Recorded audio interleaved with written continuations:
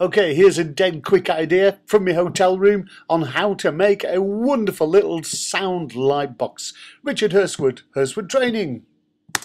Here's how to make a great effect, a nice little sound to light box. This is a sandwich box right here, just get that.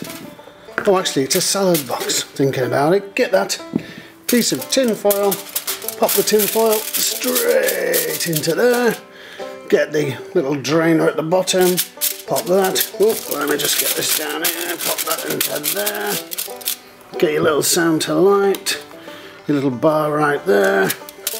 Put that in that way, and then pop that in that way. Put your lid on, and just about there. Oh, I always have problems with these lids. Oh. Boy, won't be a sec. Honest. There you are.